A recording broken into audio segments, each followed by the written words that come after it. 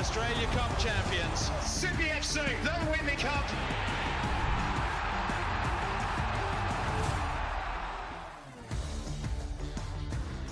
Welcome to the nation's capital, GIO Stadium tonight, playing host to reigning capital NPL premiers O'Connor Knights and 2022 Australia Cup winners Macarthur FC. Good evening to you all. Robbie Feldman here with you for match day 1 of the 10th edition of the Australia Cup. And it is a stunning night here in Canberra, but boy, is it cold. Single-digit figures. And certainly happy to be in a nice warm commentary box. Joining me for the call tonight in making his cup debut behind the mic, Eric Partaloo, former Socceroo, two-time A-League champion. Good evening to you, Eric. Hi, Robbie. How are you, mate? Awesome. Great to be with you tonight. Eric, you've played in a couple of these cup games in Australia and around the world. It's a massive occasion for these lower-tier clubs and a potential banana skin for the pro teams. It certainly is. And for Macarthur FC, it's about getting that first foot forward quickly tonight after a pretty unsteady off-season. But for O'Connor Knights, they know this is like a cup final tonight. This is as far as they've got in this competition. Can they go one step further? Absolutely. On debut in the Australia Cup. Club formed in 1997 and playing in just their 3rd season of NPL. Since winning promotion a couple of years ago, they've had league finishes of 4th, 2nd, then 1st, and got within a whisker of winning the grand final last year. So it's been a fantastic rise for this club in such a short amount of time. All right, let's take a look at the lineups. And for the home side, coach Miro Cilinic has named a strong 11, pretty close to what runs out on a weekly basis. In the heart of defence, Lachlan Fields was MVP in the Federation Cup final win over Monero Panthers to qualify for the Australia Cup. 18-year-old Harry Martin will bring a lot of energy and buzz into the midfield and providing the creativity and hopefully goals. Captain Michael Adams and Isosa Ihegi, who between them have scored 13 league goals this season. And for the visitors, Mile Stejovski has also named a strong starting 11 with a couple of familiar names now wearing new colours. There's a club debut for 18-year-old defender Joshua Demevski, who was announced on a 2-year scholarship deal with the club just yesterday. Luke Bratton slots into the midfield alongside Bulls Player of the Year Jake Holman and Bulls Academy graduate Franz Dele. And it's an experienced attack line of Jed Drew, Valère Germain and former Melbourne City player Marin Jakalic, who joined in the off-season. And there is O'Connor coach Miro Cilinic, 7th season in charge of the Knights and NPL Coach of the Year in 2023. Regular attendee of games across all the ages at the club, from under 6s up, including trials, trainings. So he's well and truly in amongst it at the club. Great to see. A very experienced campaigner in the Canberra competition. There is Mile Stejovski. Of course, now entering 2nd full pre-season. So, former cup winner. Took Macarthur to the zonal final of the AFC Cup last year, so knows a thing or two about cup competitions. Match officials tonight, referee Sam Kelly. He'll be assisted by Adam Powers and Lauren Hargrave. A very chilly but beautiful night in the nation's capital. It's the first time GIO's hosted an Australia Cup game.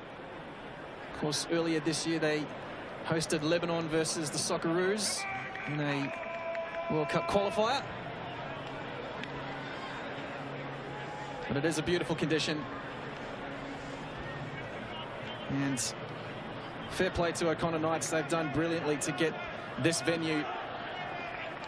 I'm expecting a pretty strong crowd of about 2,000 or so.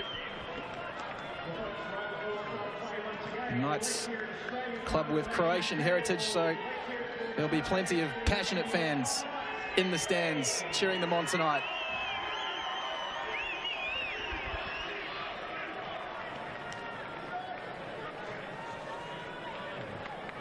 Will be Macarthur to kick things off, wearing their striking all-black kit.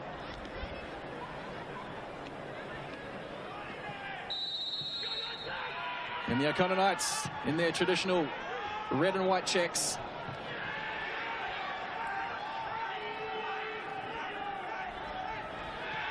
Very slight breeze coming across the stadium, but really nothing to be too concerned about. Eric Partaloo, would you have played in conditions at 6 degrees in your lifetime? Absolutely. You love to be out there in those conditions, let me tell you. You don't Really? you don't feel the cold. And you don't feel like you're getting tired as well. And that's something that I'm sure the O'Connor Knights boys are used to having, playing in Canberra week in, week out. The Macarthur boys just starting their pre-season 3 or 4 weeks ago. It might take them some time just to adjust to playing night football as well. Early touch for Yarkalish. Looking for the run of Vujitsa. And Macarthur win the throw. Now the Knights currently sitting 3rd in the NPL ACT, 5 points behind Gungahlin United. Just a couple of rounds remaining in the NPL season. So they're well and truly in the mix to go back-to-back in terms of premierships. Nearly foul going the Knights' way. And they come in today on the back of some very good form, 4 straight wins, and last weekend was, fair to say, a crazy game. Down 2-1 in the 90th minute. And then up step Michael Adams and Isosa Ihegi. And the remarkable stat is they've picked up 15 points in stoppage time goals alone this season, which is a remarkable stat. So this is a team that will not go down without a fight. Well, it's a reason why they're here at this stage of the competition as well, Robbie. Getting to the round of 32, their best finish so far into an Australian Cup venture. So, you know, you have to have that little bit of grit and determination about you, but you have to be able to find something when maybe you think the game's getting away from you. It's so important, particularly in cup football, to play until that final whistle. They've got a lot of good team spirit, this young O'Connor Knights side.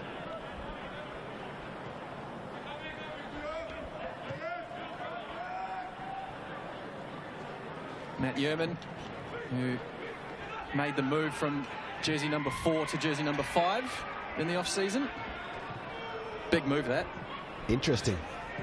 Same position, though. Takes a touch off Yerman, and O'Connor get the throw. Very experienced head, been around, well, seemingly forever in the A-League, and forming a brilliant combination with Tommy Uscock as well. Probably one of the more reliable centre-back pairings, certainly most experienced in the league. Yeah, quite physical, and it's going to be a big job for that number 5, Ihegi, for the O'Connor Knights to try and get anything through the middle tonight. But watch him get on the ball. He loves to try and get himself into wide positions as well, and when he's facing forward, he can be very, very dangerous. Ball turned over. A nice release pass for Jed Drew. Stepping up brilliantly, the big centre-back Lachlan Fields. Certainly easy to pick out, Lockie Fields. Giant in the heart of defence for O'Connor. Here's Jackson Paisley, very talented young winger. Certainly love to see him get on the ball tonight.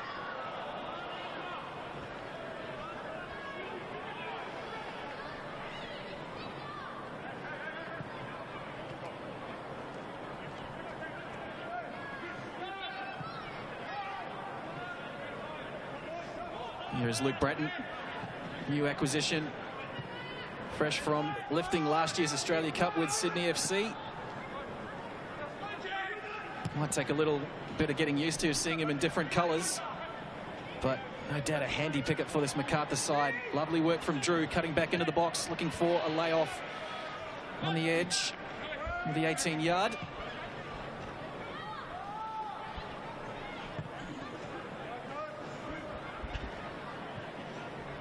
And this is going to be something for the Knights that they have to work on throughout this fixture tonight, is sitting in and keeping that shape.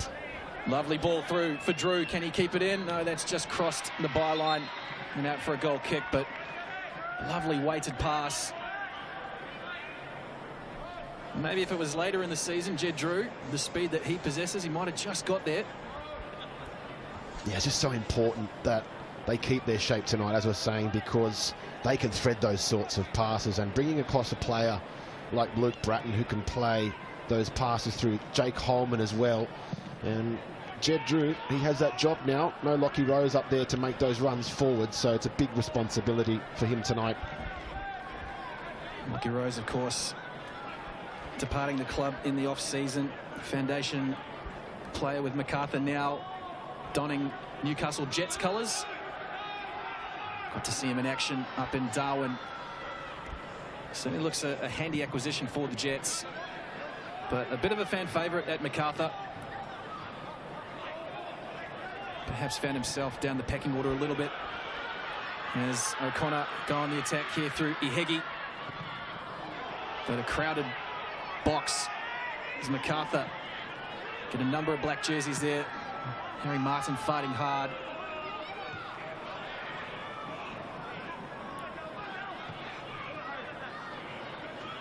What a huge occasion it is for Harry Martin as well. At just 18 years old, gets to come up against Luke Bratton, who's got 300-odd games in his career.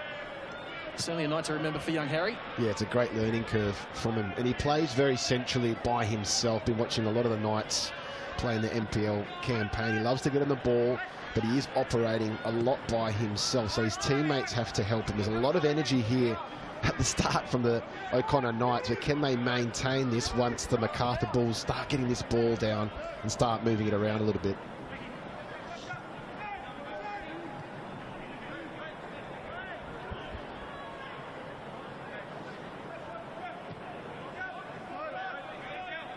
Macarthur coming off a finals campaign of their own last season, although it didn't end on the greatest of notes.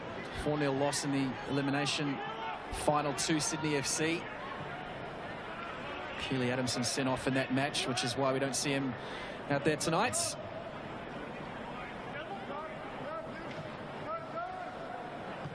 So plenty of change in the off-season, as there usually is in the A-League. As Bratton looks up, surveys the option, picks out Valère Germain on an absolute dime. Lays it back for Holman, shaping to shoot, gets one away. Just over the bar. Seb Aarons, don't know if he would have got there, but luckily for him, just a little bit off target.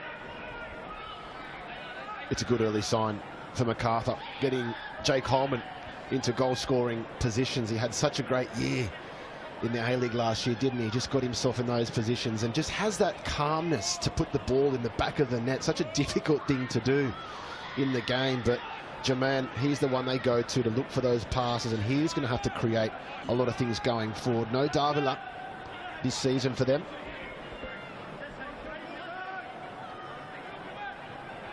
Certainly some big shoes to fill. Yeah, Jake Holman, outstanding season. Was awarded Macarthur's Player of the Year, the Macarthur Medal. Also managed to pick up an all-star selection. Now in his 5th season in the league, and certainly a lot of quality. Jake Holman was also awarded the Manly United Under-12's Best Player. Wow. That was a while ago. So he's got a bit of quality about him. I wonder what position he was playing then. Under 12s, it's all over the park, isn't it? Everyone's a striker back then. No foul when Luke Bratton, the referee, waving play on.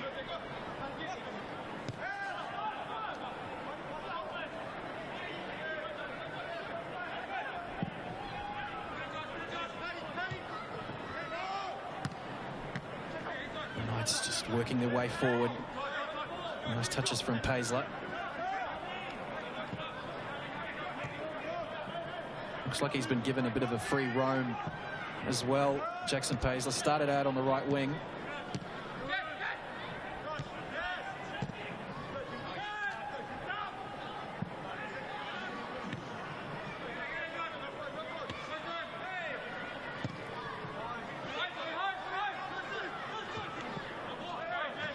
It's going to be a good contest as well. Ihegi up against Tommy Uzkop. Two pretty big bodies. Ihegi might have him covered for speed, Uzkop, but certainly expecting a lot of contact between those two. Yeah, it's important that they don't play him in the air through the middle. It's almost like trying to play it down the line in those sorts of areas. That's good play. Nice touch. Here's Driscoll. Has his cross blocked out for first corner of the Knights. And a great attacking opportunity here for the Knights. We'll see Paisley going over to take this corner. They love to have in-swinging deliveries, and having those guys playing on the left-hand side and the right-hand side as inverted wingers, a lot of their play comes to the inside of the pitch. Nice ball to the back post, flicked away by Uzcock and helped out for a throw.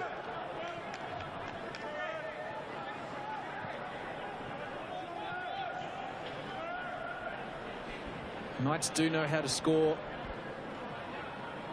I think in just about every single game this season they've at least scored 2. So they possess a lot of danger up front. Sliding through, Heggie might have been offside. In fact, it was Adams, the captain. And it rolls through to Philip Curto.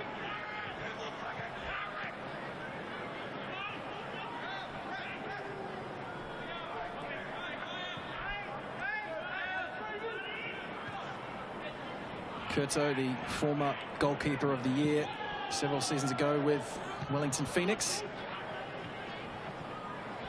Registered the most amount of saves last season as well. And has always been regarded as one of the best stoppers in the competition.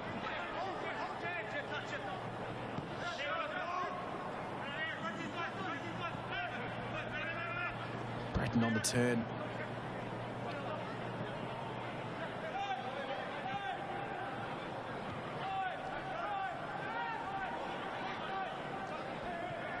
Just had such a calm presence in the team, Luke Bratton, and after all the years at Sydney FC, there were some perhaps thinking that maybe we would have seen the last of him at the end of last season. But great to see him out there. And here is Holman, Drew for support. Yeah, he really adds that different dimension, but he adds an extra body when in the building up phase, and sometimes it can change the dynamic of how a team really sets up to play. And at Sydney FC it was the blueprint, you know, get the ball in to Luke Bratton. Has it changed here under Sturjovski now with the way that Macarthur liked to play? And for Luke it's a big challenge to step in and try and possibly add something different to his game, particularly with his range of passing as well, and we saw an example of it just there with Valère Germain receiving quite deep. Balling over the top, cleared away by Driscoll. Danger not entirely gone for the Knights, but that is one strength of Germain's, is his ability to receive more in midfield. So perhaps that linking play between him and Bratton will be quite key for Macarthur this season. Yeah, it's exciting when you've got ball players looking to play to creative plays in the final third. And Macarthur, they're playing Germain almost like a false 9. There's that pass we were talking about, just through the middle, and it opens things up with a second option to go wide. Here's Demevski, the youngster. Lovely work. He's able to get around Paisley, keeps it in the field of play. Does he? No. And for a goal kick. And particularly when you add in the pace of the likes of Jed Drew, Marin Jakalic is no slouch, and forgetting Chris Economides as well, another new signing, not in action in the squad, not named at all in the squad rather. But there is a lot of pace in this team, considering last year when you had the likes of Bernardo Oliveira before he got injured, Rafael, who's now overseas, young, speed. You just kind of feel that Macarthur are building a very balanced side. Well, that's the modern game, isn't it? It's all about speed, and we're sort of going away from keeping needless possession in the A-League, and over a lot of years it's a great ball through. Here is Jakalic, right on cue.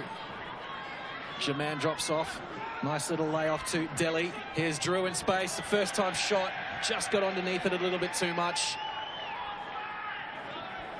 but danger signs there for O'Connor. Be concerning for Miro Trininic. Just how much space was afforded there for Macarthur. Getting too excited, I think, in terms of the start that they've had. 15 minutes and it's 0-0 on the clock, and you know, it's a good decision here from Sebastian Arans. Get everybody up the pitch because they know the pressure is coming from Macarthur.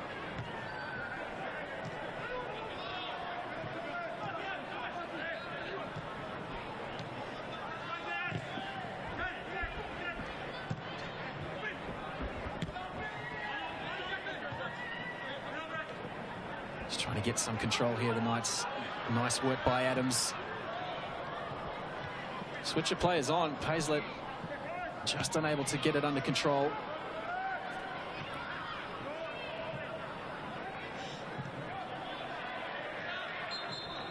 That ball's gone out of play.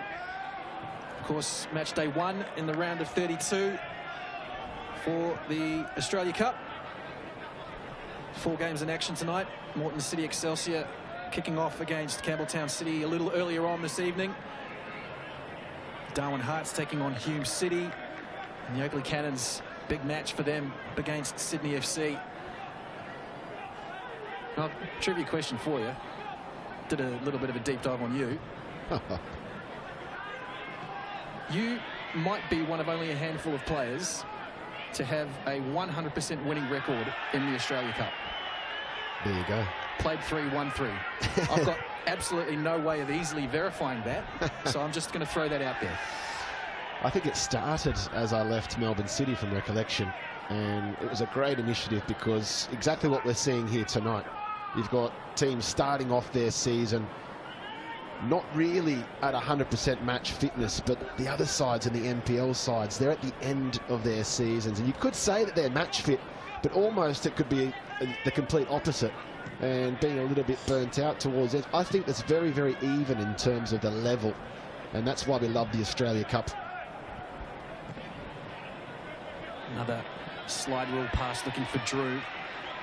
And I'll test you on your knowledge. Can you remember who you played that year? As I hide my notes. Heidelberg is one of them. Correct. 2015 FFA Cup as it was back then. You put me in the spot now. That was the plan.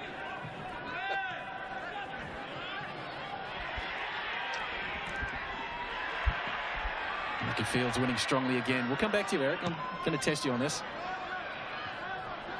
Looking for Ihegi, but then cut out by Macarthur. I can't even remember what happened last week, Robbie. 2015. Edgeworth Eagles, Wellington Phoenix. Oh, there you go.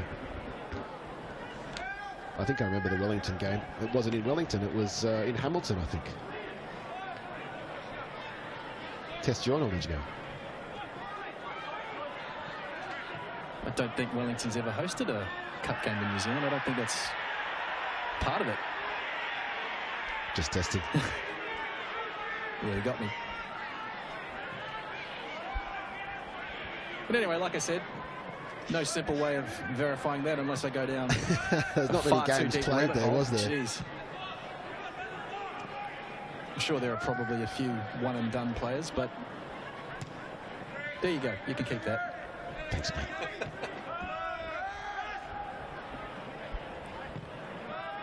Macarthur just settling into their rhythm quite nicely. Yet to really test Seb Aarons in goal, but the warning signs are there. Early cross in and easily clammed by the young keeper, 19 years old. Marist College in Canberra. Recently spent a bit of time on trial with Sydney FC. So he's on the radar of the A-League, that's for sure.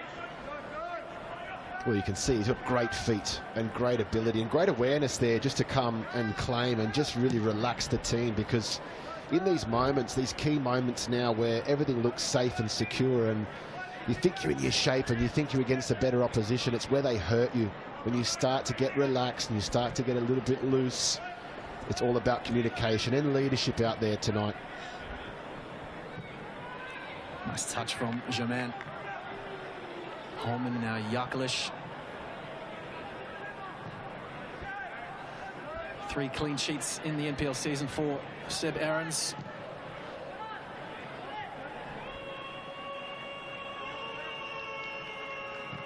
As Bratton picks out Uscock in space. He's managed to float in between the lines here, big Tommy Uscock, and he's off on a bit of a run.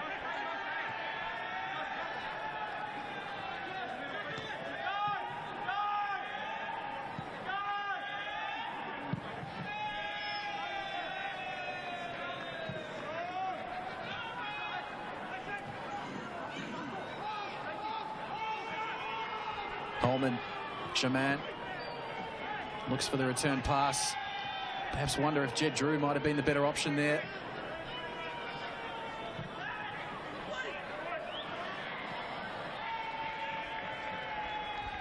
And one goes through to Seb Aarons. Just having a little bit of a breakdown at the moment, Macarthur in that final third.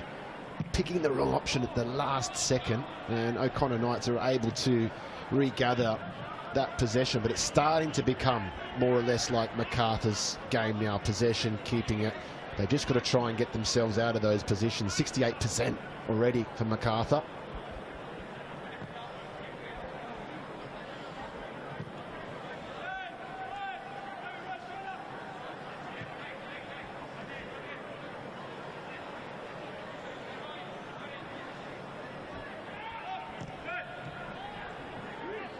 Picking out Franz Deli, but has his pocket picked and maybe got clipped on the way through as well. Playing alongside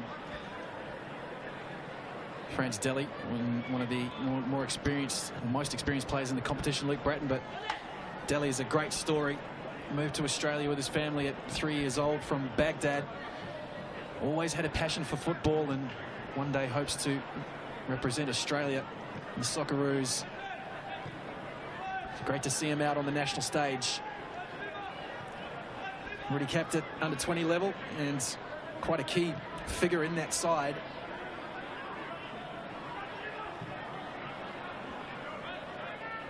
But the game's just getting younger and younger, isn't it? 19 years of age, and let's not forget about the 3 academy boys as well on the bench for Macarthur, all under the age of 20.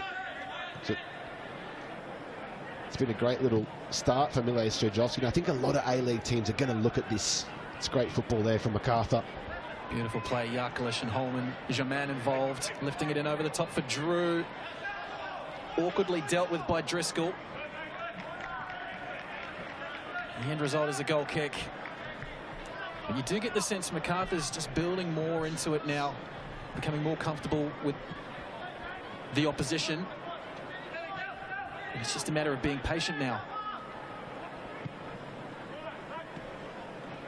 Bit of a press coming in here from Macarthur. Just about escaping. Yeah, it's a good chance now for O'Connor Knights to try and gauge something further up the pitch and try and hold things up there. That's not going to help. Throwing the ball up against Tommy Ooscock. He's going to win that every day of the week. Yarkalish drifted in field a little bit more. Here is Deli. Germain, deflected cross. The Knights are showing good composure in the back here. Macarthur pressing just a little bit higher, but they're able to play out. I think a lot of teams would look to go long there, and it's great to see. We know that the actual home ground's about 6 kilometres away from the GIO stadium, but it's effectively a home game for them here with the home crowd behind them, and they want to see them have a real hot go here tonight.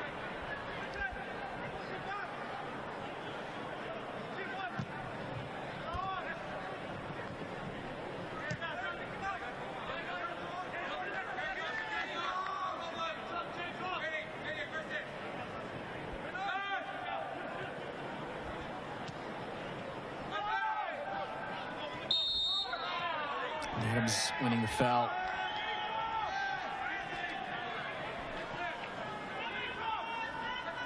Michael Adams, widely considered to be one of the best players in the NPL competition in the ACT. 11 goals across all competitions this year. Scored 12 in all comps last year. 4 in qualifiers alone this season. Double against Gungahlin. As Heggie turns, but ball rolls out for a throw to Macarthur. Michael Adams is a very humble character as well. Prior to making it into the NPL with his Capital Premier League side, there was a time where he wasn't able to train with the club. You know, recently moved to Canberra.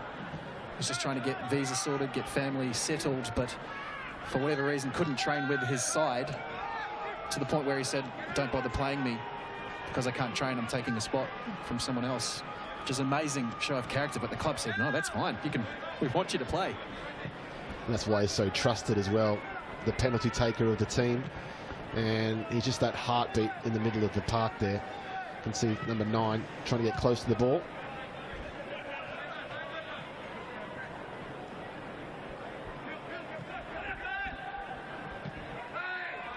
Yaklish strong in the challenge, but one out by Patrick O'Rourke.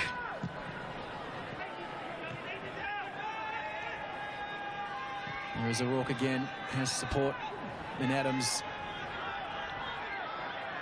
Kresic heading in field. I'd like to get the shot away, but just lacking a bit of power. And that's easy for Curto.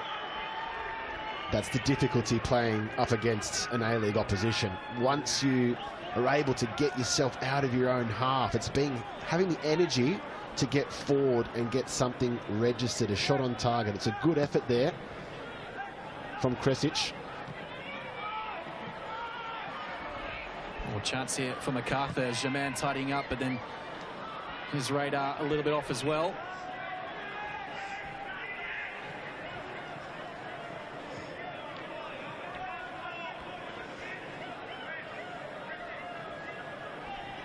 It's just the 6 shots on goal in total in this first half so far. Nothing really testing either keeper though, is it? And that's to be the big difference. And for both sides, I know Macarthur, it's early on in their pre-season, but they're moving that ball well, and it's mostly Yaklish coming off that side and coming inside and not getting picked up, but they need somebody to go through the middle. And conversely, well, they need Asusa Ihegi just to hold something up and allow the O'Connor Knights to get further up the pitch and support him.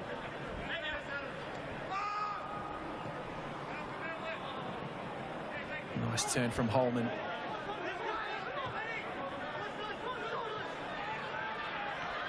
Ihegi looking to use his pace. No foul. He's able to measure up across, but that's too close for Curto. Adams was busting a gut to get to that back post. Then we see a sign of that power possessed by Ihegi. Was able to outmuscle in the contest. He's almost more comfortable facing the goal than having his back towards it. And as a number 9, you really need to have both sides of that game. But once he faces teams up and players up, he's really dangerous. Delhi, early cross. Getting a little bit too underneath that was Holman.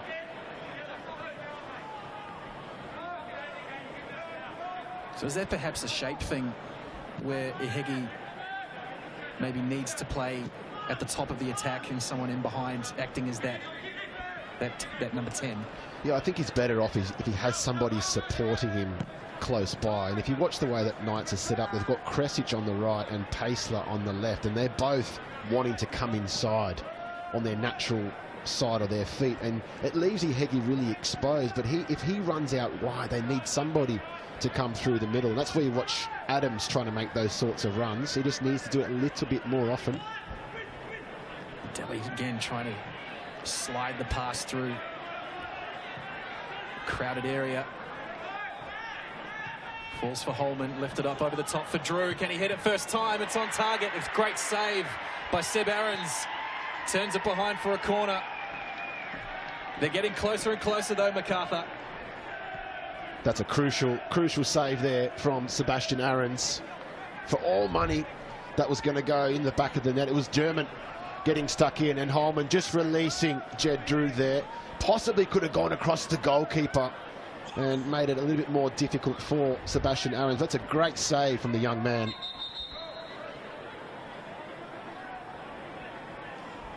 Now the customary ref chat with both sides at a corner. The Marin Yaklish to swing this away from goal. Very deep and goes all the way through to Vujica.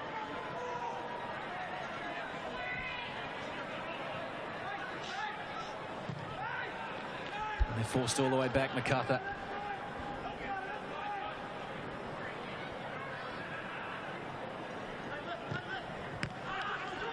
Best opportunity of the match so far, falling to Jed Drew. We passed the half-hour mark here in Canberra. Home side, though, giving a good account of themselves. Ball just a little bit too deep for Ihegi. And winning well through was Harry Martin. But just lacking the numbers in attack once again, the Knights. Well, they're not giving up, the Knights, and they've got themselves to the half an hour point without conceding yet. And I'm not sure Macarthur were expecting this level of competition from the team from Canberra, but it's a really, really bright start. Can they just try and get something on that attacking end? Drew once again in a little bit of space. Finds himself one-on-one with James Driscoll and gets around him. Low cross. Dealt with by Lockie Fields. Turned behind for another corner. It's almost like it is coming, though, isn't it, Macarthur? They're starting to find those little gaps in between the Knights' defence. And it's a last-ditch tackle there from Lachlan Fields. Jed Drew showing some clean pair of heels to get forward and trying to find somebody across that 6-yard box. Nothing doing. Jakalish goes low this time. Planned move from the corner. Back to Bratton. Lifted in, looking for Germain.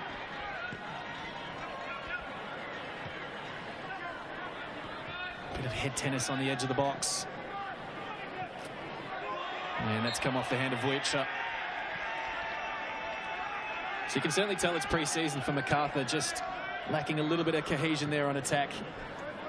And a little bit of risk as well. I thought Luke Bratton on the edge of the box there, rather than just dinking it in, have a go. It is early in the pre-season. You can see that the O'Connor Knights are probably a little bit more off the cuff, a bit more raw, willing to have a shot at the end of that build-up. But for Macarthur right now, I think at this stage of the pre-season, it's about having control, keeping possession, building up and making those chances, and they will come to them. We say Bratton perhaps should have a go. He did only just break a 3-year goal drought earlier in the season. One previous cup goal to his name. That came in the 2016 semi-final for Melbourne City against Melbourne Victory. 2-0 win on that day. But he had a lot of space and time. Well, he doesn't score tap-ins, does he, Luke Bratton? And we're expecting him to shoot from those sorts of areas, particularly in this formation that he's going to have to play this year. He's not going to have to just sit there and play passes in the front of the back four. He's got to step in and be that extra number. A little bit like yourself, perhaps. They're only worldies when you score. I could never do that. You do have an A-League goal of the year to your name, though. Yeah, it's a bit contentious, that one. There's a few other good candidates for that year, but I'll certainly take it. It was a good strike.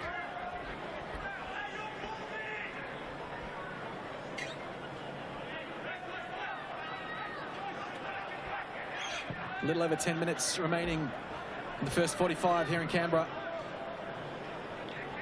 Still at 0-0.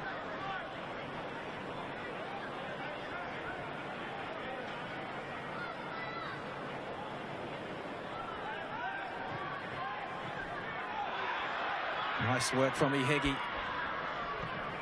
Early ball in as Paisley made his way into the box, but Macarthur, cool, calm and collected at the back. Here's Adams. Looking to get some control, a neat turn. They're in behind here, the Knights, and they've rolled it in. The flag has gone up. The goal will be chalked off.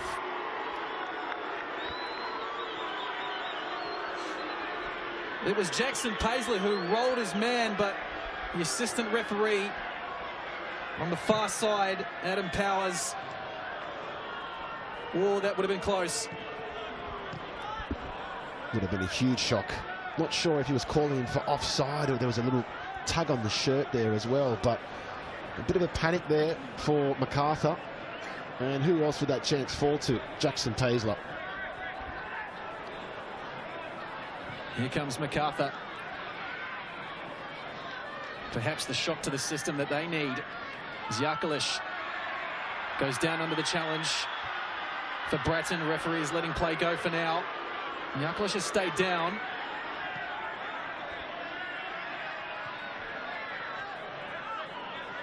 And now play is brought to a halt.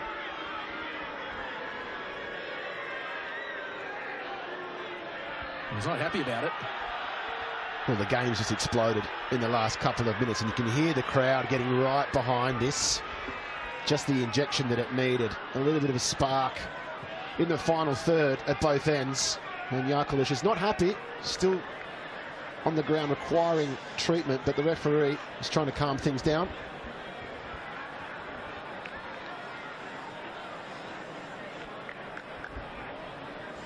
Jakalic getting a bit of treatment. I did wonder if the referee was perhaps playing an advantage, but I get a chance to see it here on the replay. Well, maybe just a trailing arm there, but nothing more than that. The ball had already gone across the other direction, and more or less just both players trying to protect themselves. So maybe he had the wind taken out of him, but golden opportunity for the Knights just a moment ago.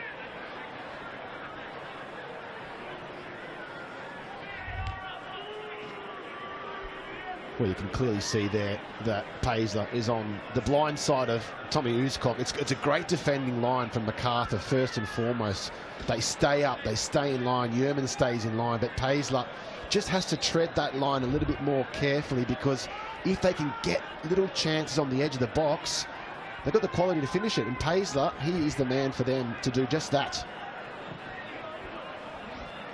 In the face of a big centre-back pairing as well, they have the strength. We saw it just then. It was offside, but Paisley was strong enough to hold off an A-League centurion in Tommy Uzcock, who's a very strong defender.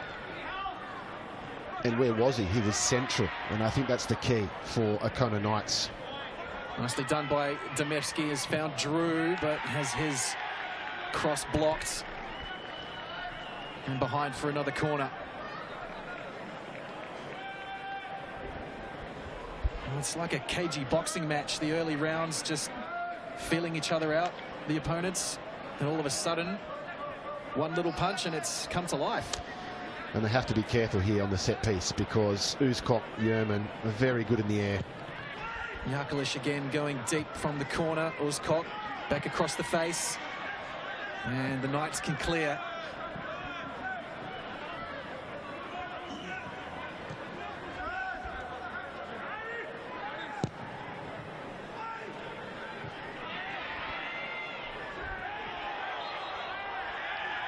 Fighting hard, and they get the free kick.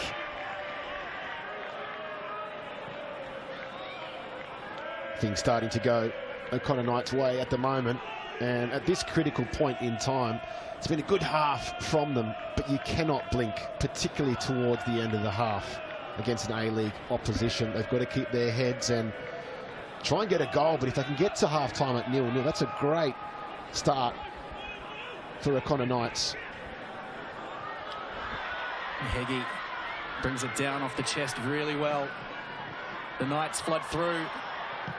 Just can't get the ball out wide. There was a player free.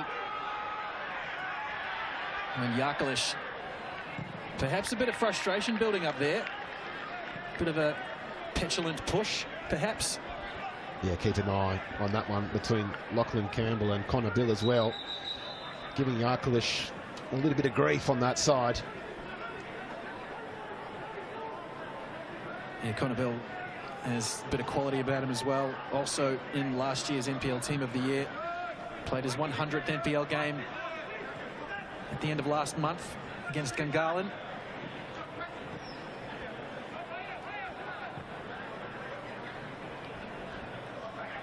Well, the history of Canberra sides in the Australia Cup, that is, hasn't been a great one.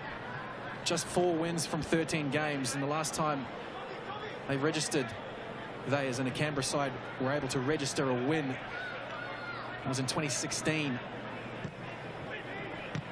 Canberra Olympic went on a fantastic run to the semi-finals.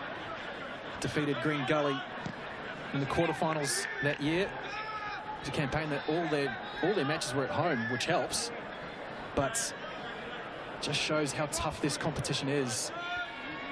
Just watching O'Connor Knights here, though, I've been very impressed.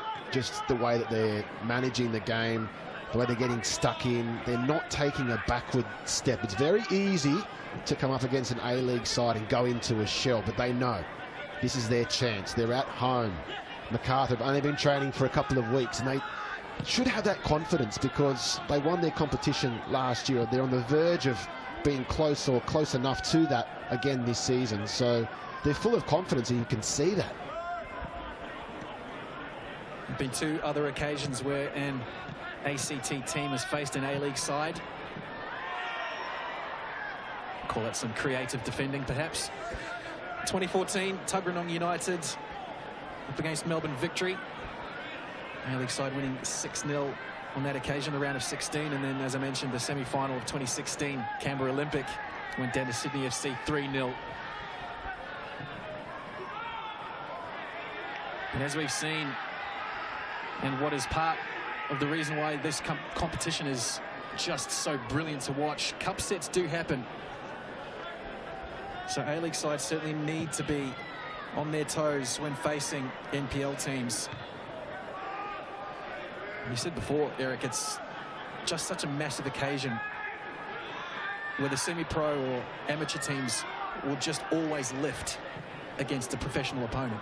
Well, you know what you're going to get, and particularly at this stage of the season for Macarthur, they're expected to get through 65, 70 minutes, no problem, as professionals. 90 minutes, however, becomes a different story. Depends on how you started this pre-season. But for O'Connor Knights, they're playing week in, week out. The match fitness is there, and I'm excited to see if these guys can go the distance all the way through, 90 minutes plus if need be.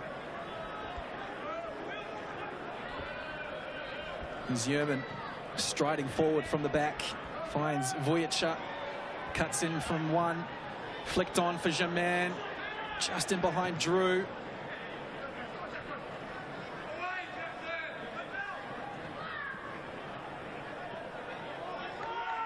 And that's neatly done by Driscoll. He's had his handful tonight up against Jed Drew. Just showing a lot of energy, aren't they? Just going and winning those balls back and just not allowing Macarthur to get set, even in their own half, trying to play out from the back, and they're trying to get stuck in, and it's very, very admirable.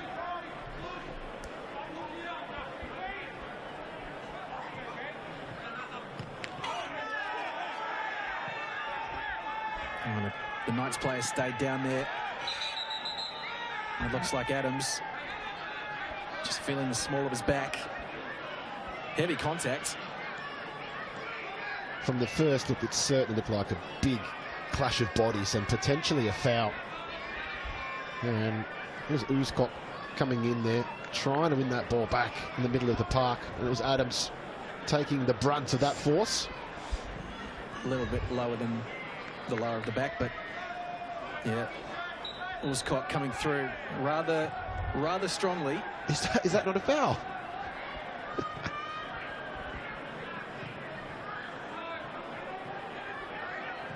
Adams looks to be okay.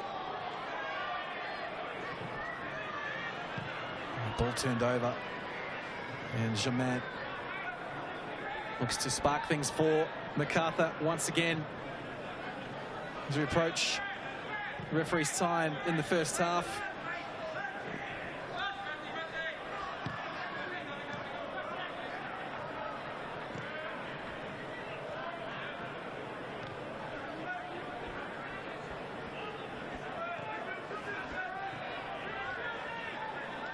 It was initially well read by Bill, but Macarthur win possession back straight away with Germain.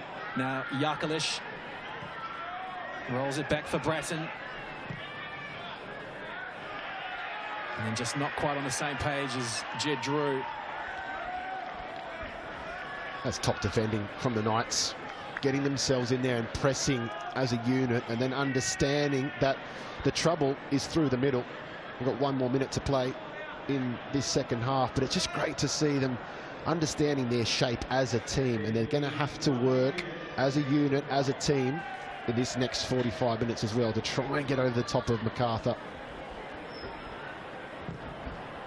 Final 30 seconds of the first half.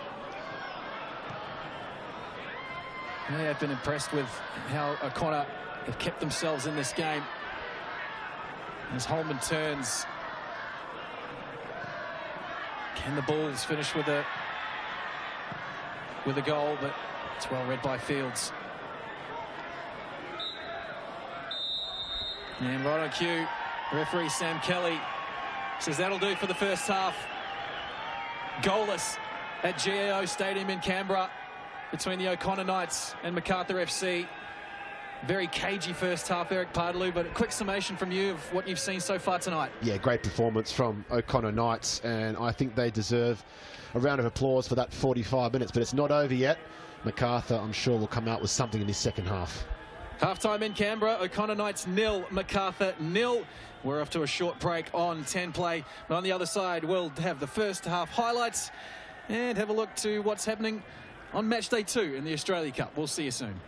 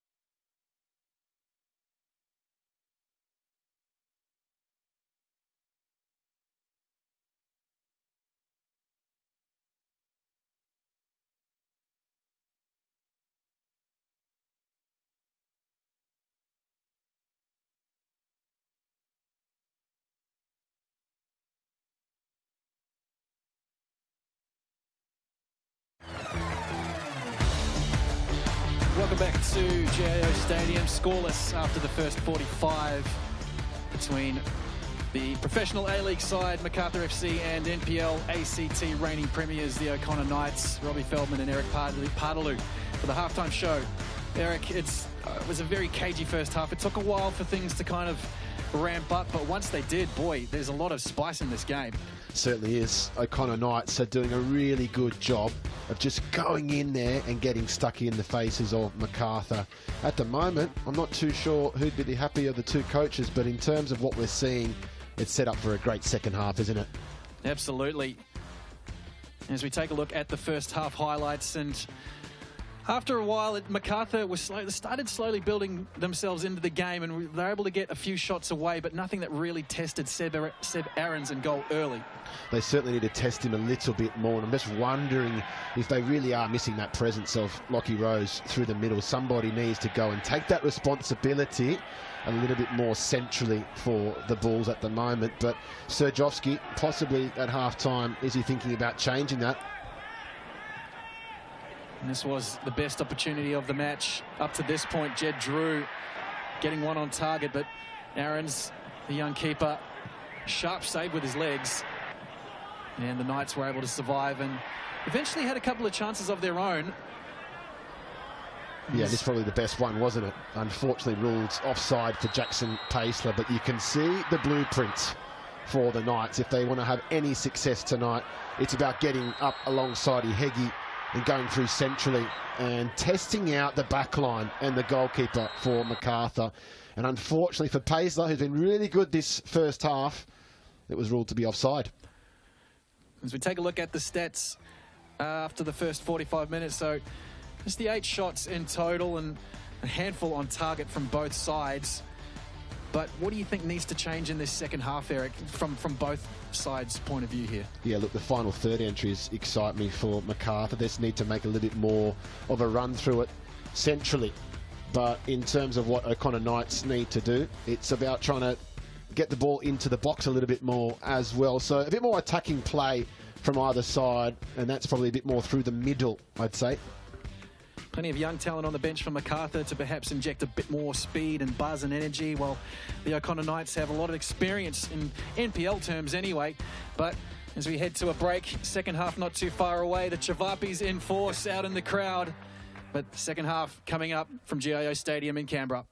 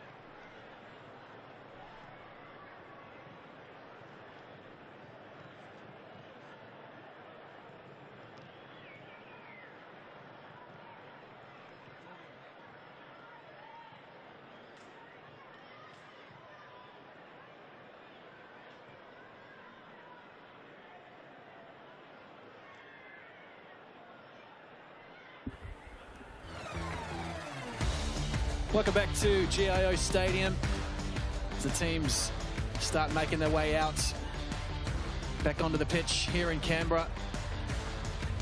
Still very cold. I think it's dropped to about 4 degrees, 6 degrees at kickoff, but chance to perhaps get a little bit warm in the dressing sheds. Eric Pardaloo as O'Connor make their way out.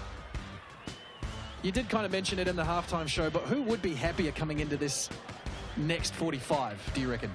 Well, I think Sturjovski will be happy in terms of the control they've had over the football and the way that they've moved around the pitch. But in terms of the game itself, I think O'Connor Knights and Trininic, the coach there, would be so happy about the way that they're going about their business. They're going and pressing, they're winning that ball back within 5 or 6 seconds, and their shape is quite narrow. They're not allowing people to go in behind through the middle, so more of the same for the second half. Luke Bratton in new colours for the upcoming season. He's been pretty crucial in that midfield for Macarthur. Just chatting in the ad break as well. And we were talking about that combination he's starting to build with Valère-Germain, but perhaps by having Germain receive deep, it just leaves a gap up front for Macarthur that they're not really exploiting at the moment. And I put that down to maybe having Jed Drew recognise that space is available, not to stand out wide, but to come in through the middle and make those runs in, because you have the likes of Bratton and Germain that can play that threaded pass. And let's see what they can come up with here, Macarthur. The referee Sam Kelly gets play back underway. No changes to either side. As Bratton looks to release early, Germain in behind. It's good strength shown by Christian Tokic in jersey 12. So there has been a change. And a halftime substitution for the O'Connor Knights.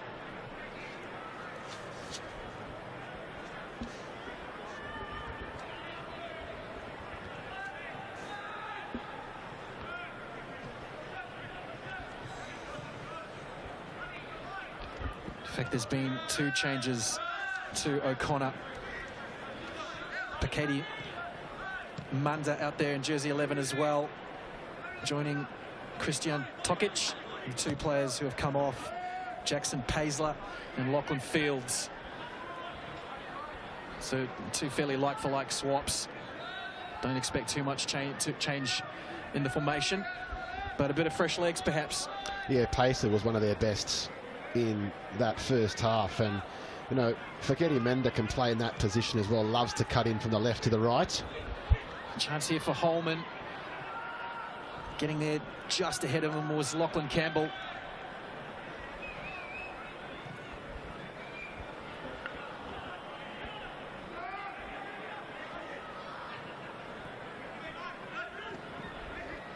It's good speed there by Kresic to win it, but possession turned over.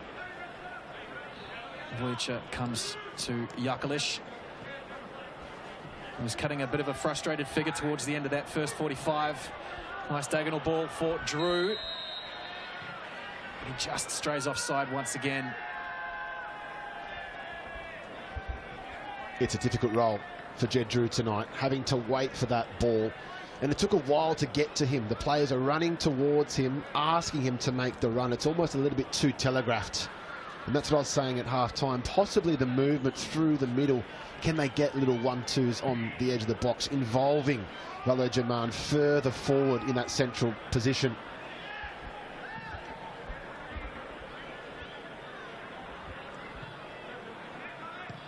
Christian Tokic, a similarly big body. Right into the heart of defence. Already having to deal with a couple of Macarthur attacks on the edge of the box here. And another free kick given away. So Christian Tokic, 20 years old, scored 1 goal in the Australia Cup qualifiers against Queen Bee and City in the 5th round, a 6-0 win. And Pax Manda has been around the NPL for several seasons. Only just returned from injury as well. Another one who got on the score sheet against Queanbeyan in that 5th round qualifier. A lovely ball from Bratton. Drew stays onside. Flag is down for now. Gets a shot away. Parried by Aarons. Falls for Germain, who goes down in the box. And the referee says no. Wow. Plenty of words there between Germain and Campbell. Well, how good's your French, Lockie Campbell? He does not look impressed at all, does the Macarthur captain. I'm not sure entirely what referee's given here, if it's given as a penalty. He pointed rather aggressively, which initially thought perhaps penalty, but maybe pointing for a goal kick instead. Let's have another look at it. Beautiful pass here from Bratton. That's what you expect from Bratton, playing on the outside of his foot. And Jed Drew looked up. There was no options for him through the middle yet again. And Germain, it's that touch there. He's trying to draw the contact. And there's certainly contact on the right leg. Watch number 98 here. He really sucked it in and tried to go down a little bit easily. But if that's at the halfway line. Well, that's the old football cliche. You've seen them given.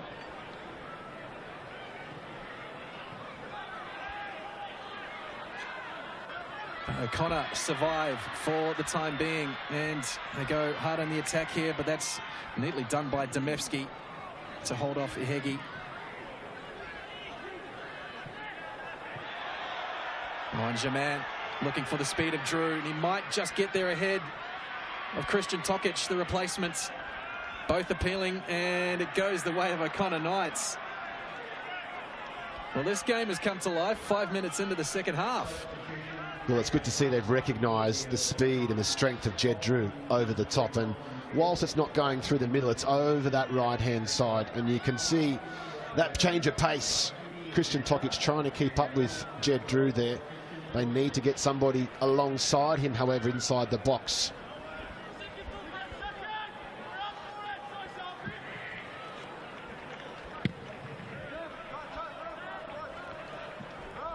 A few words spoken after that incident between Germain and Campbell. 16-year age gap. It's not bad. Young buck up against the old bull. Oh, you love to see it.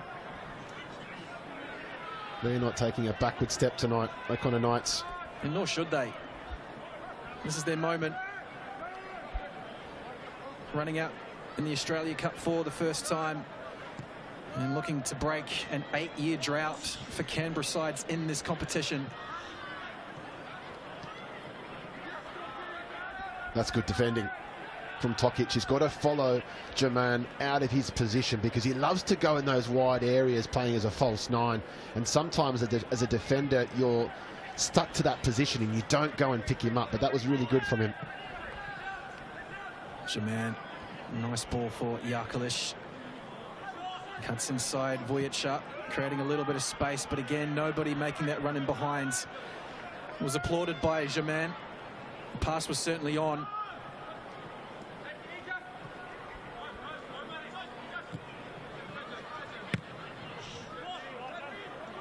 Cultured hoof forward from Matty Yerman.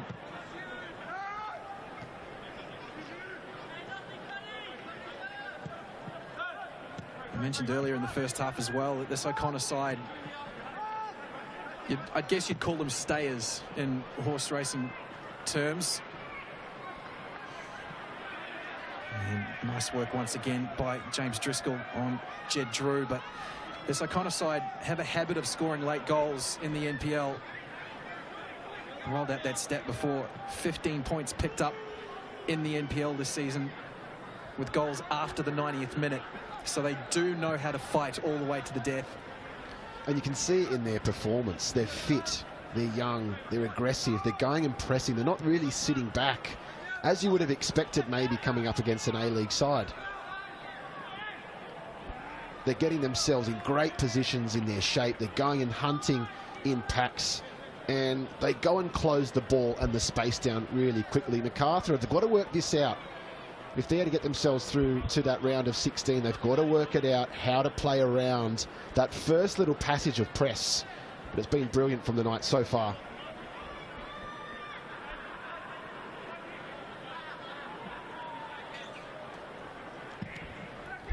Seb Aaron's called into action a couple of times tonight.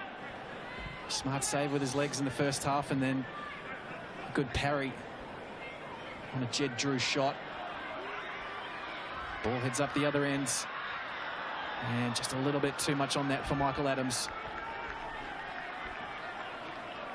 It's been relatively well handled tonight, Michael Adams. Ball through from Pax Manda there.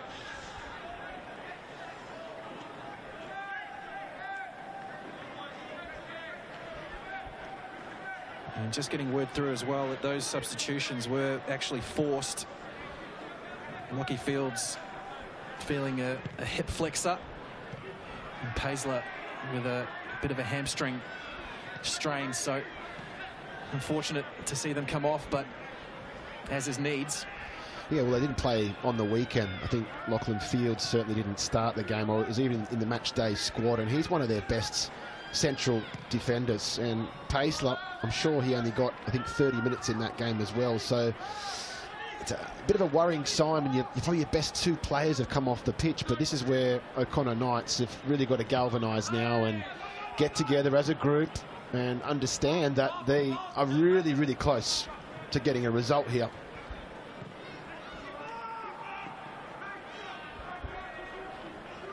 Can call on some other experienced heads in Regan Walsh and Daniel Roberts. Walsh played in the 2015 version of the Australia Cup for Gungahlin United. Sam Van Doren as well is an exciting young defender. He's played a fair bit of NPL, so it's just a matter of the fitness, I guess. Just staying in the battle for as long as possible. It's another football cliche, but the longer it stays 0-0, ... Well, it doesn't really matter about those. Oh, Jaman, first time shots. Flashes just wide. Draws a dive out of Seb Aaron's, but always going wide. Well, that was nice. Something different from Macarthur. Rather than a patient build-up, it was playing through the middle and trying to go long, and it comes nicely to him, Jermaine, on that left foot, on the volley. Sebastian Arans, I think, would have had that covered, but good to see the captain centrally getting those chances. Here's the Knights win a free kick. Valère Germain, 12 goals in his first season of A-League. 4 goals in the AFC Cup campaign as well. Very experienced head. He was such a huge addition to the club.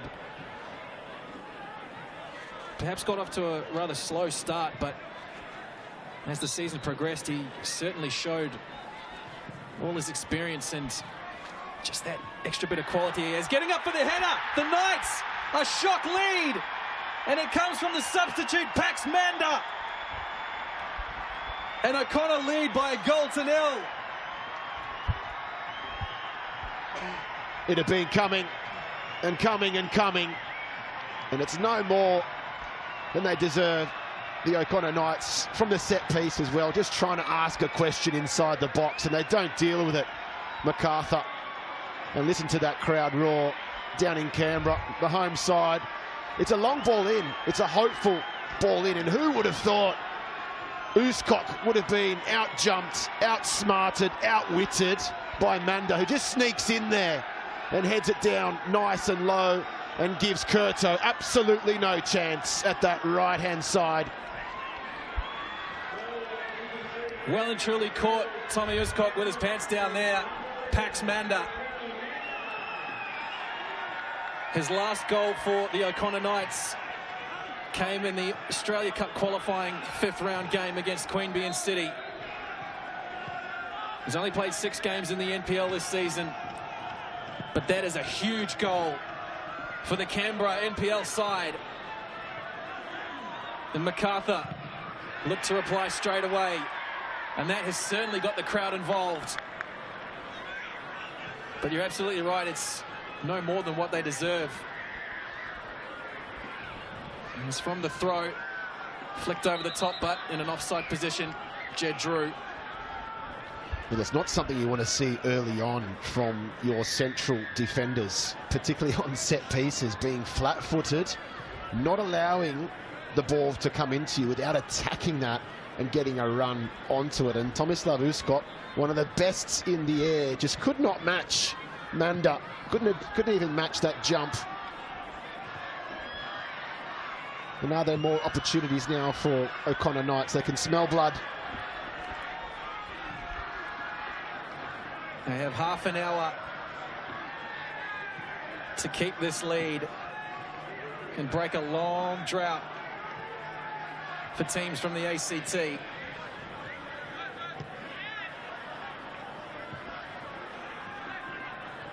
And Macarthur, on the flip side, they've got half an hour to avoid a repeat of last year's Australia Cup. And Germain appealing for the handball. At the very least, they'll get the throw. Certainly fresh in their minds. It was Valère Germain's debut for the club. 2-1 loss to Campbelltown City. He will not want a repeat of that, will he? And potentially here from the set piece, you've got Luke Bratton over it, and the two big boys coming up in Uskok and Yerman. Can they make the difference here? Because it's possible on a slippery night down in Canberra to get something on. A little bit too central maybe for Bratton to try and find something here. It was a free kick awarded in the end. Bratton and Jakalic standing over it. Be close to 30 yards out here. Bratton lifting to the back post. Nodded back into the danger area and cleared away by Manda.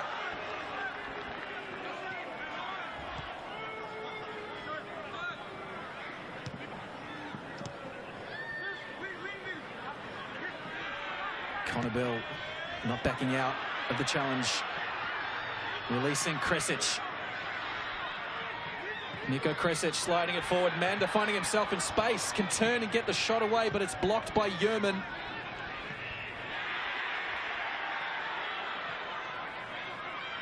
Now Ihegi gets a shot away himself. Stings the palms of Curto.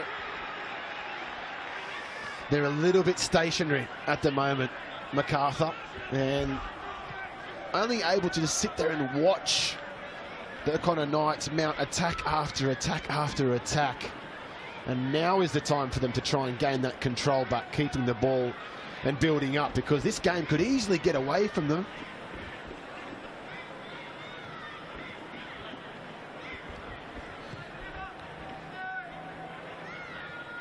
There is plenty of time, and this is an experienced outfit. So certainly no need to panic for Mile Stojovski just yet. Nice little dummy. Beautiful play. Holman lifting it over the top. And Macarthur draw level. Lovely interchange of play on the edge of the box. And a classy finish from Macarthur's Player of the Year. 1-1. Well, who else would it be for Macarthur? Jake, the heartbeat, Holman. And it was asking for a response, and they needed one. And that big space was there for Yerman to step into. It's a lovely little step over there from Holman, just to release that pressure and dummy and make that run forward. They've been crying out for somebody to go through the middle. And it's a beautiful little delivery from Franz Deli as well. And how about that finish from Holman?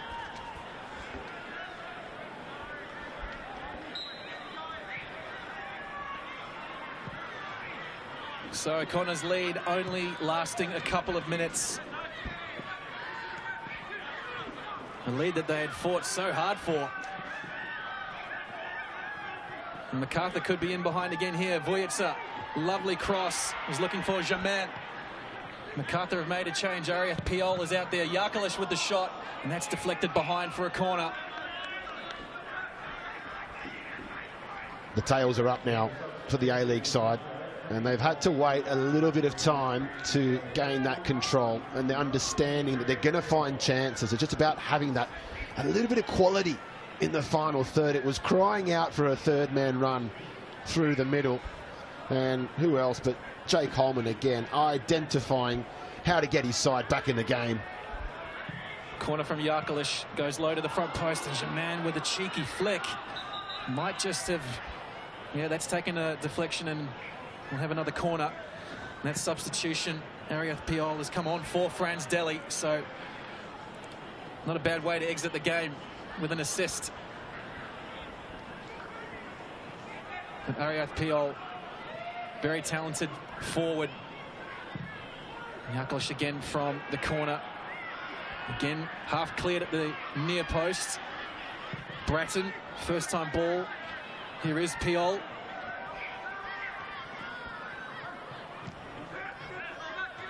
Now Vujica.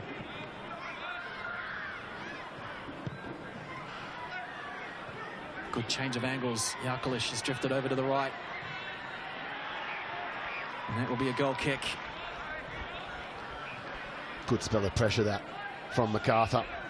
And O'Connor Knights get away with it. What now is the question from the NPL side, from the ACT.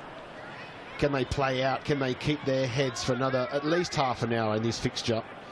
And what sort of football can they play? Will that goal knock their confidence around, or can they just continue the way that they were setting out the first 60 minutes or so?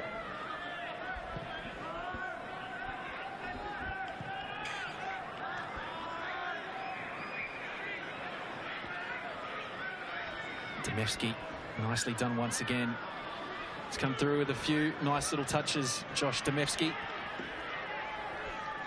An acquisition from the Melbourne City Academy. Announced just yesterday on a 2-year scholarship deal. And part of my research, the deep dive, managed to find a gem of a video on YouTube from when he was 5 years old, 2011. He was nominated as an Oz Kicker of the Year. Interview on TV. Was asked, where do you live? As in, whereabouts in Melbourne? And his answer was, next to Jesse's house. Well, I'm glad he chose the right sport in the end. Absolutely. Demevsky just 18 years old. There he is.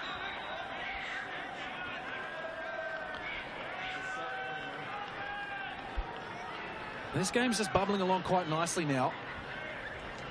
It's very much like a chess match. Just who makes that killer move as the Knights make another change.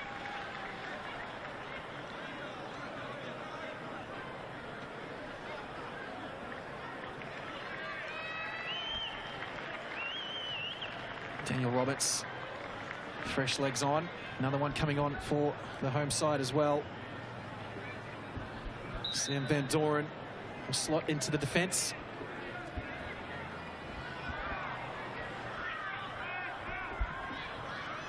Here's Manda. Boys, he made an impact since coming on. Pax Manda playing the advantage here. Good strength from Ihegi. He's got support in front of him. Isosa Ihegi! Flashes just wide. And another golden opportunity for the O'Connor Knights. He's just feeling at the back of that hamstring as well. So one to keep an eye on, but geez, that was a great chance. They have that in the locker, you know, O'Connor Knights, just to really threaten and take you by surprise. Here's Piol. Can't get around Bill. Ariath Piol, he'll certainly change the dynamic up top. He's a different kind of forward. Jaman slipping in behind. Piol! Chances at both ends. Good opportunity for the youngster from Macarthur. Well, brilliant action, both ends. And it was a lovely little ball here from Yarkalish, who knows how to play the ball inside the box. But Sebastian Arans, that's a decent save. Saw it late as well, bouncing all over the place. And Piol, he couldn't find the back of the net. But Ihegi at the other end, he had a great opportunity. So lots of chances coming now.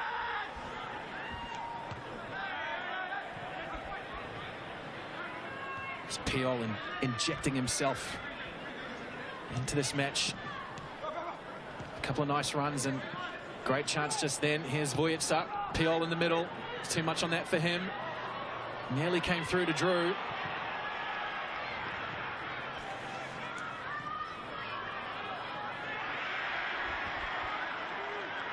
Campbell strong once again.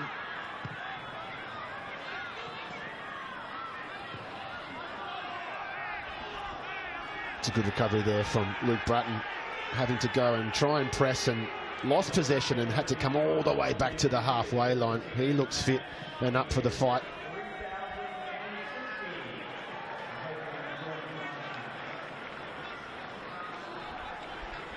Michael Adams, he's toiled hard tonight.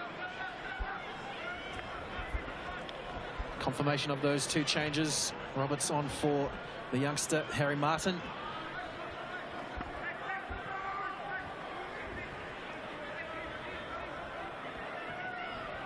Ziakalish will outswing another corner. Half cleared by Bill. And eventually the Knights chance to settle on defence. Van Doren on for Lachlan Campbell. It's been a fair shift for Lockie Campbell, trying to deal with Jed Drew over on that left-hand side for O'Connor.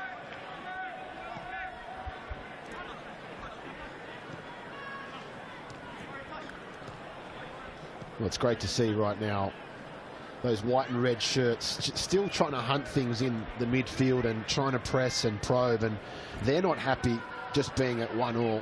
They know that there's opportunities coming their way if they can just find the right moments, as they did before through Ihegi. Referee's blown for a foul here, and a little bit of a chance to regather some breath for the Knights.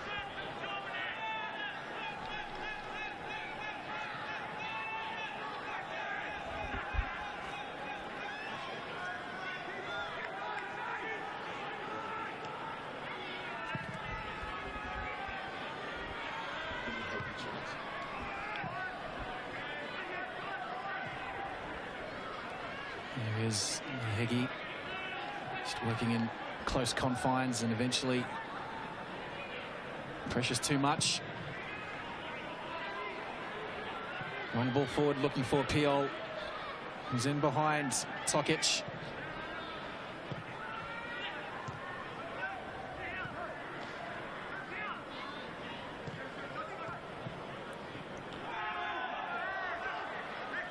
Appeals for a handball. Referee says arm was next to the body. And looks like Ihegi is down in back play. May well have succumbed to that hamstring injury. Play continues for the time being. Jed Drew. Lovely turn. Tried to fashion a cross, but Adams it was, sorry, able to get across. And now a chance for the referee to bring a halt to play, and might see the end of the night for Naisosa Ihegi. Macarthur bring the changes as well. It's a senior debut for Dean Bosniak. 18 years old. Joined last year from the Wanderers Academy in Western Sydney. 4 goals in New South Wales League One for the Bulls Academy.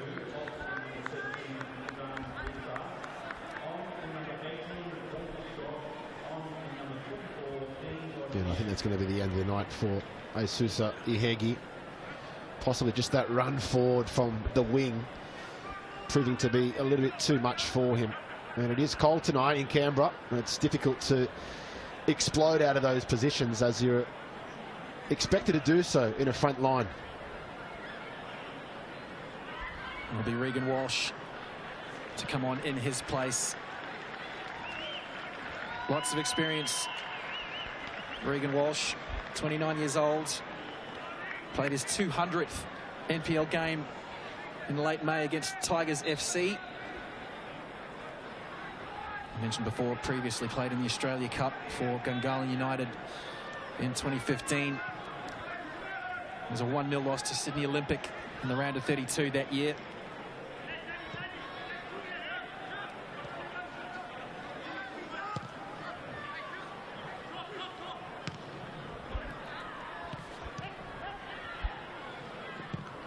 Holman, snapshot, flies over the crossbar. He's the one for Macarthur yet again, and expecting a big season from Jake Holman, providing those runs through midfield and possibly trying to open up this game at 1-1. Is he the man to break through again and get himself forward? He's looked the most likely, to be fair, out of the Macarthur side. But for O'Connor Knights, what's the game plan now? The shape hasn't changed too much, and they're looking to try and keep possession just a little bit longer here. It's been a while without the ball. Walter Scott out there also for Macarthur. He's come on in place of Ivan Vujica.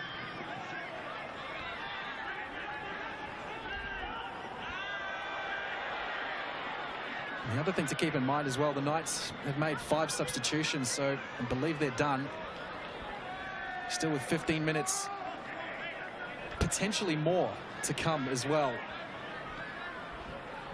It's all or nothing for the Knights by the looks of it, and that's the way that they've gone about their season this year as well.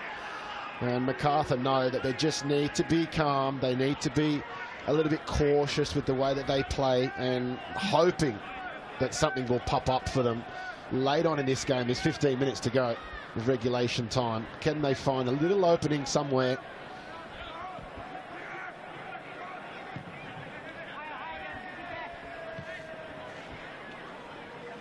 And you can see now the Knights possibly running out of a bit of steam, not going and pressing in that final third. They're finding it difficult because likes of Bratton and Holman, they're dropping deep to get the ball and providing those extra numbers in midfield.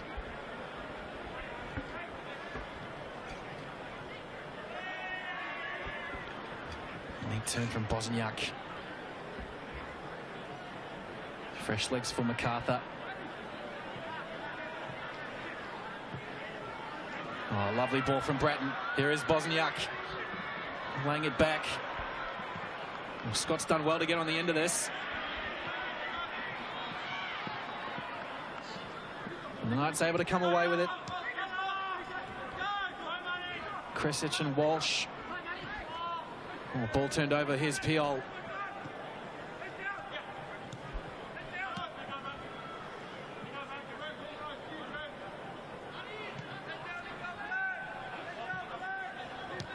Walter Scott slotting straight into that left back role.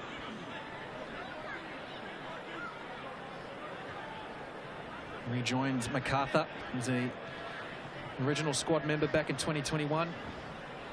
He played a handful of games. Also a stint with the Wellington Phoenix.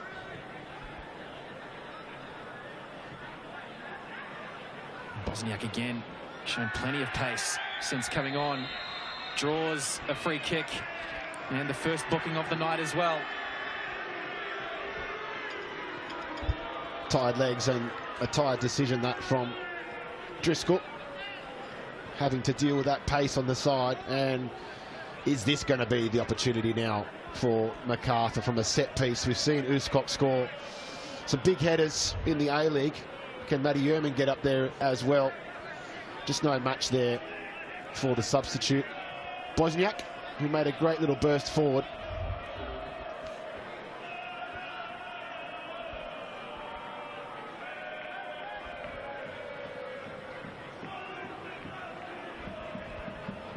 Free kick for Macarthur.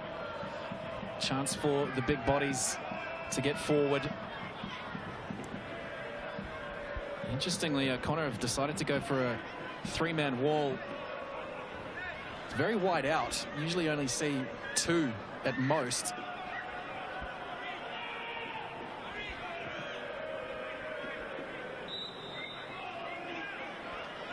As Yakalish rolls it to Bratton. Oh, and a beautiful finish from Luke Bratton.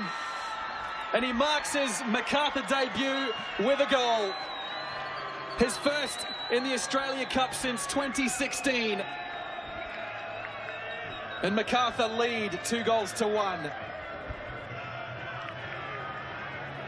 Well, there's a bit of a reverse commentator's curse from you, Robbie, getting Luke Bratton on the score sheet, but it had to be him. He was finding little pockets of places before picking up possession, and it's a beautiful little set-piece routine. Yarkalish, the constructor, and Luke Bratton, the finisher. What a beautiful move.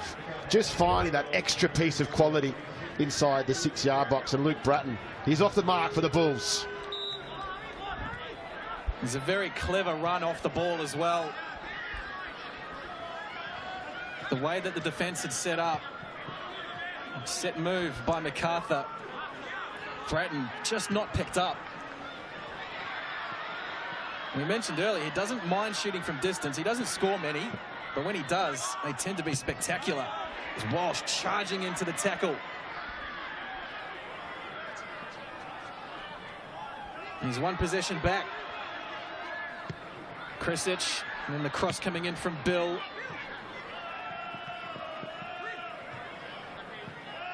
And Jermaine showing his quality once again. Lifting it forward, spotting the run. Appeal, Aarons comes out. He's out of his goal for a second or so.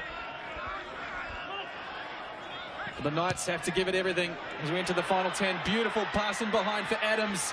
Just unable to get it under control. And across comes Josh Demevsky. Just so dangerous, O'Connor Knights, when they get their heads up and look for the right option. And it was Adams through the middle doing that lone striker's role. They're not done here, O'Connor Knights. Corner for O'Connor. No one challenging Uzcock.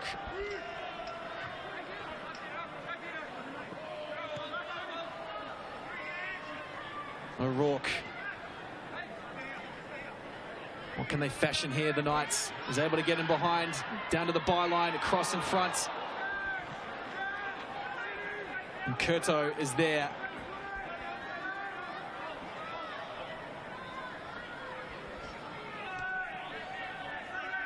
It's been difficult to deal with O'Connor Knights when they get themselves with numbers forward. And they have the quality to play those passes through. You can see why they've had such a great season in the ACT NPL. But Macarthur, they have to be aware now. They're the more professional outfit. Can they manage this last 9 or 10 minutes or so? Are they looking to try and build on this lead, or will they just try and see the game out and get through to the next round? Match day 1 of the round of 32.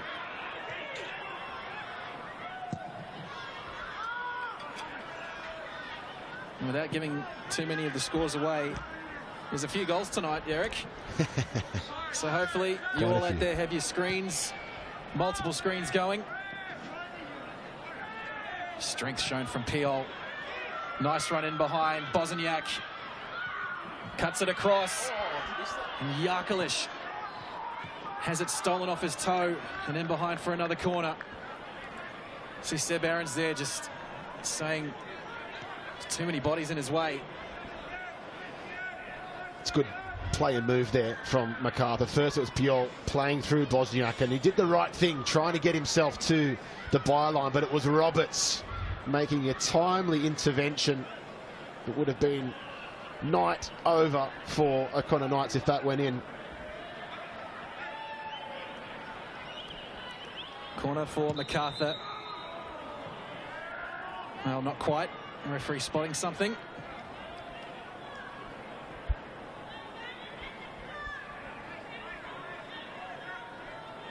So one game has already finished. And that was the game up in Queensland, Walter Park. Here's the corner again. Don't forget to switch over to the Oakley-Sydney match at the conclusion of this, if it finishes at 2-1, of course. There is something special brewing at the home of the Matildas. I'll say that much. So we'll have time once this game does finish, if it remains at 2-1, flick back over to that stream. Neve Owens and the gang in studio. That game did kick off a little bit after 7:30. But there is still time. They've scored a bunch of goals post the 83rd minute in the NPL, have O'Connor. Yeah, they don't know when the full-time whistle blows, do they? So you can expect that. They're going to give absolutely everything in this final 10 minutes or so.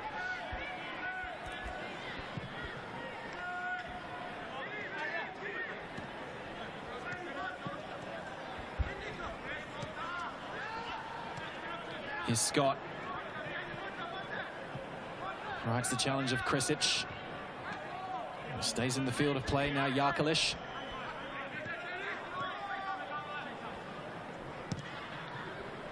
It's all about game management now for Macarthur. Bringing their experience to the fore.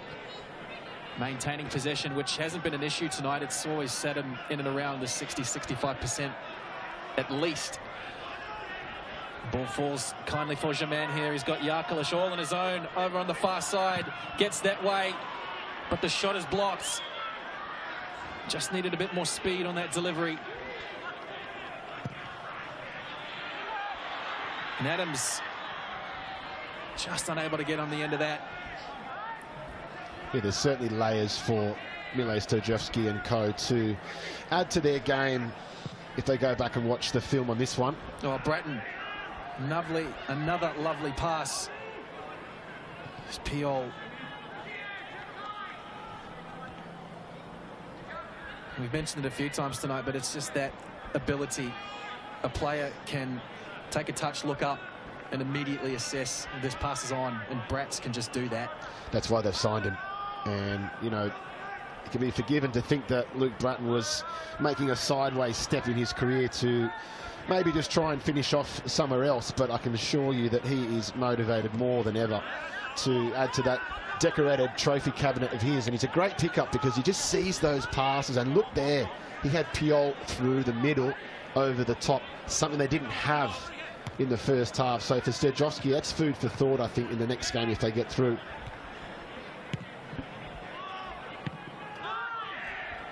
Here is Germain.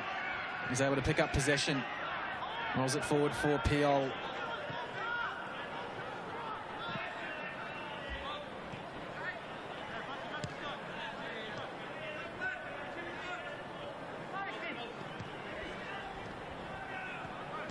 Neat 1-2 with Piol and Yarkalish. Germain again.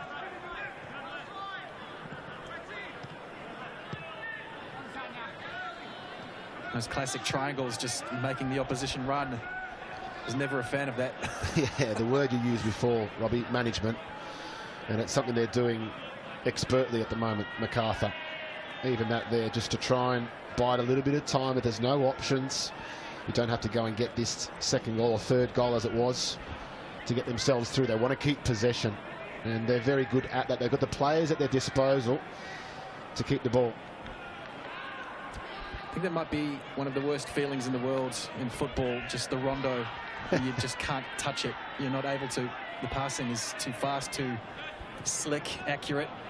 And just as I say that, they turn over possession. And Holman, a neat tackle to win it back. Germain. Bosniak stays on side. Rolls his man, finds Piol with the header and a diving save from Aarons. Kept in play, so no corner. Here's Krisic. Runs into a brick wall named Luke Bratton. It's been a much better performance, hasn't it, in the last 20 minutes or so from Macarthur. Not sure if it's a mixture of O'Connor Knights just running out of steam and Macarthur just sort of started realising that they can play through those areas and take them on into corners, and just having that focal point again has been a game changer for them in this last little bit of the game.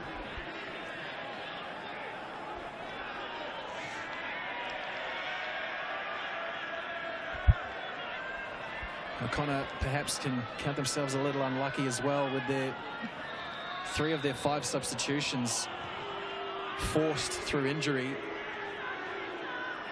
perhaps maybe meant Miro Trininic had to change the game plan a little bit. And they've got possession here. Adams just wide. Had Curto interested, but a chance, another one goes begging for O'Connor. It was one of the rare times that we've seen Luke Bratton being pulled out of his position and going and pressing, and they did really well to identify that space to open up the opportunity through the middle. It didn't really test Curto, but that shockwave enough to get everybody up the pitch and go long for the final couple of minutes. They don't want to take any more risks.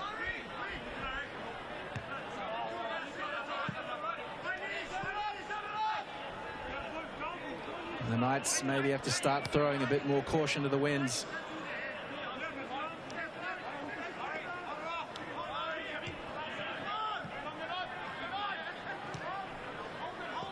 Scott for Piol. Looking for the return pass, but can't get around Connor Bill.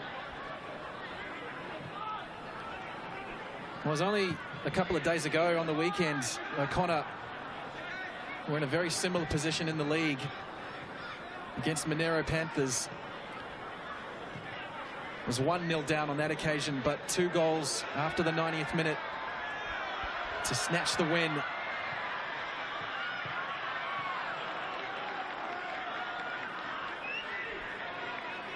Going to happen again. That's what we're hoping for. And they beat that same side, the Panthers, to get through to the round of 32. So 3 minutes they've got. As Manda, Adams appealing to get the pass, and that's rolled out for the corner. Yes, it has. So here's an opportunity.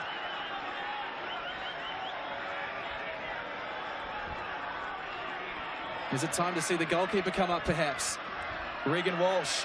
Keeper stays down for now. Swung in. Nodded clear by Uscott to the edge of the box. And the shot from Daniel Roberts.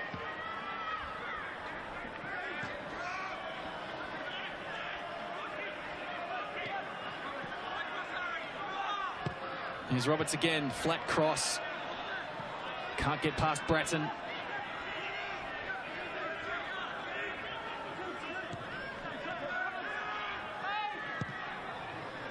Roberts again looking for Adams. We started out playing more as a number 10 and behind the attack line. Adams drifting forward now, playing as an out-and-out striker.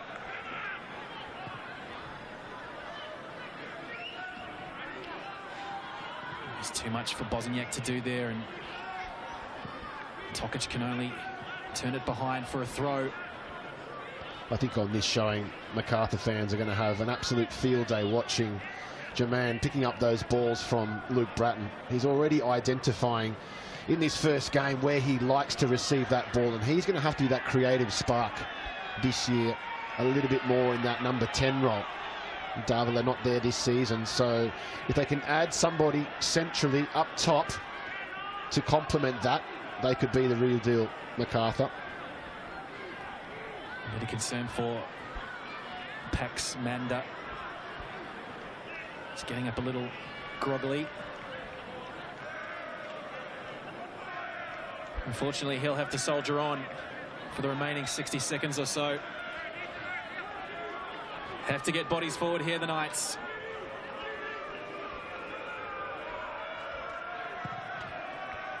Aarons sends it long.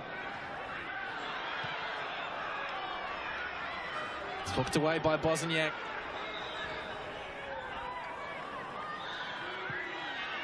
And looks like Macarthur making a change.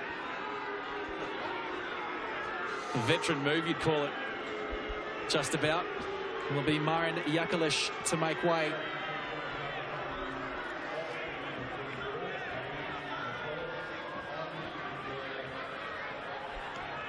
Just eking out as much time as possible.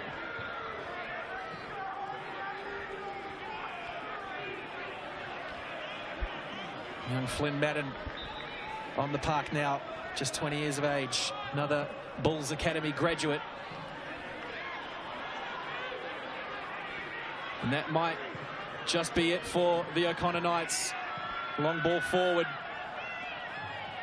Comes back to Aarons. Had time to take a touch. And unfortunately, that is the last play. Seb Aarons holds his head in his hands. And unfortunately, the Canberra drought continues for another year in the Australia Cup. Macarthur FC survive and advance. They didn't have it all their own way, but in the end, the quality did shine through. Eric Partaloo, it was a brave and valiant effort from the O'Connor Knights, but unfortunately they just came up short. Well, they came up against a very professional outfit, and with players that know how to do things at the right times and situations. Luke Bratton finding that little space. I'm sure it's something they've worked on the training ground from the set piece, but O'Connor Knights can hold their heads absolutely high. They were really good for at least 60 or 70 minutes of that game.